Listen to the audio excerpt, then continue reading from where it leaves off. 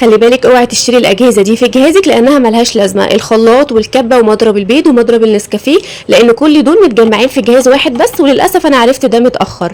هاند بلندر 4 في 1. الجهاز ده خلاص بقى ايدي ورجلي في المطبخ، بيضرب العصير حلو جدا. انا حطيت البرتقال سليم من غير نقطه ميه، اتعمل عصير في ثواني، فمش هتحتاجي تشتري خلاط.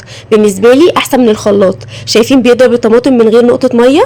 الكبه سلاحها حامي جدا، اللهم بارك، مش هتحتاجي تشتري كبه لوحدها بمبلغ قد كده. دي السرعه الاولى ودي السرعه الثانيه. مضرب البيض بقى حكايه ممتاز وكمان حلو جدا في النسكافيه، يعني ولا هتشتري مضرب بيض ولا هتشتري مضرب نسكافيه. الهاند بلندر الكواليتي بتاعته ممتازه وقوته عجبتني جدا. انا عايزاكم تسمعوا معايا الصوت بتاعه.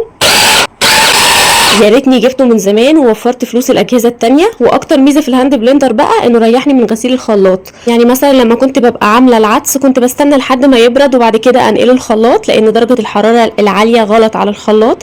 دلوقتي انا بضرب العدس زي ما هو في الحله. وفري فلوسك واشتري هاند بلندر ريلكس 4 في 1.